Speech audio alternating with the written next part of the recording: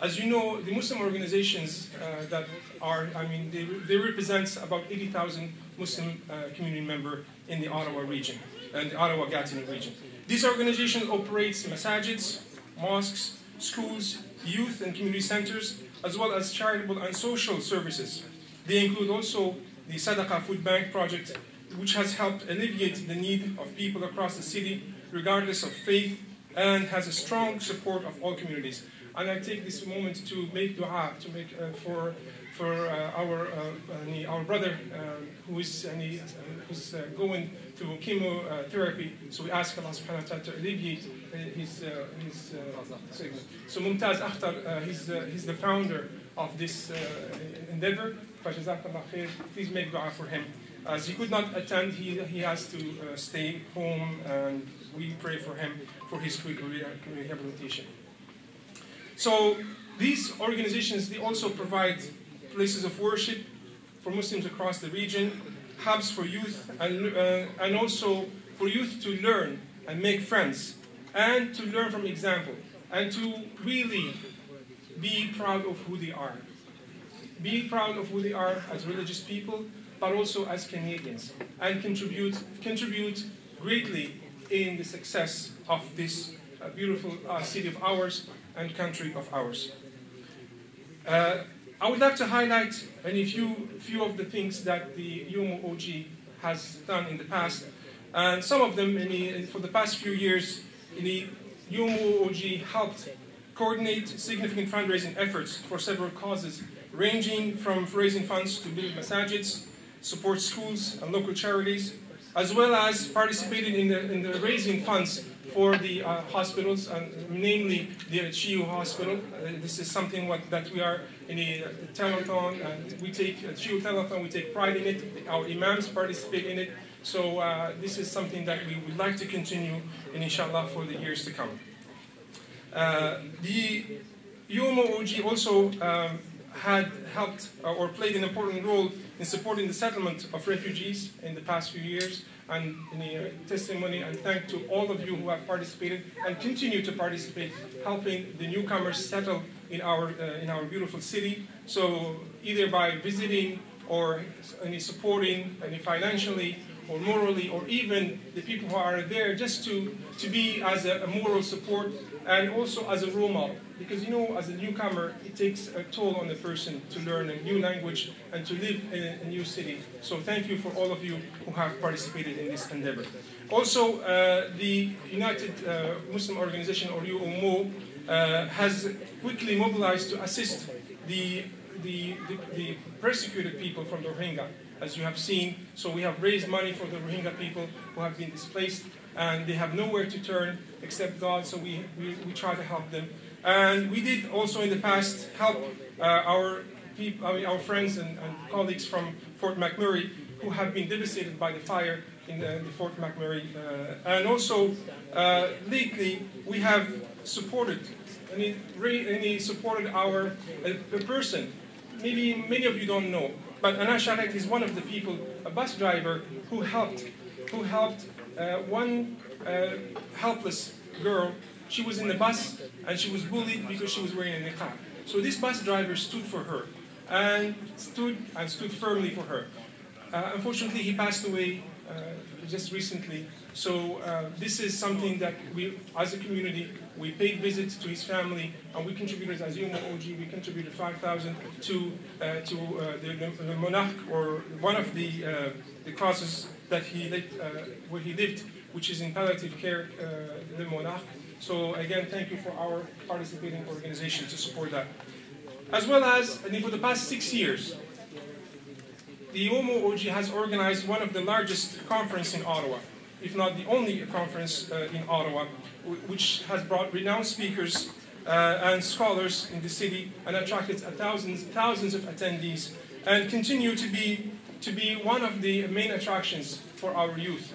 And we have always had the pleasure to see our elected officials. I know David McGuinty has been there, and many others, Diane probably in the past, and many will come. So this is a chance for you to meet and greet, and especially meet the youth, because they are really the future of this country. Of course, this goes without saying that, of course, we can always highlight our accomplishments, but we know that life does not come always, with no challenges. So there are challenges. And we are cognizant that our community face and will continue to face challenges. But we believe that with every challenge, there's an opportunity. As Allah subhanahu wa ta'ala says, with hardship, inna ma'al usri yusra, with hardship comes ease. So this is something that we believe that with every challenge, we can always make an opportunity. And one of the probably most important challenge recently is the challenge faced by the youth. And of course, we know that our youth face many challenges. Of course, they are contemplating their life. They're looking at, contemplating what career and what profession to go to. But at the same time, there's an added stress on them. One stress, of course, some of them are being targeted by gangs, and they fall victim to that. And others, they are also targeted by discrimination. So they feel discriminated against for their faith, for being who they are, for practicing, for wearing hijab, or choosing to wear the niqab. So this is another challenge that the Muslim community faces. And actually, as discrimination, 30%, and as reported in the in the 2016 Environics survey of Canadian Muslims, 30% of Muslims Canadians say they have experienced discrimination because of their religion, their ethnicity or culture over the past 5 years. Of course, this is very significant, or highly significant than the non-Muslim community. That said, 83% of the Muslim Canadians report being very proud of being Canadian, and that's compared to 73% of the non-Muslim Canadians. So that also tells you, as I said, with every opportunity, with every challenge, there's an opportunity. So we always look at the glass half full, right? So this is important to keep always an open mind. There is another challenge, we cannot escape from it, TV, and the reports that we see on the news and media. The issue of radicalizations toward violent extremism remains of concern to all Canadians, and also, and I would say more so to the Muslim, because they are the first one to fall prey to it, actually, and fall victim to it, and its consequences, and the backlash we receive. And some of you may see, as you walk out here, you will see a sign of 666, that's the new addition to our collection that we receive from graffiti. So the masajid, all masajid they face, and of course all places of worship, we know that, but this is one of the things that adds stress. So we continue to demand that many our Muslims do not stay and they do not be treated unfairly.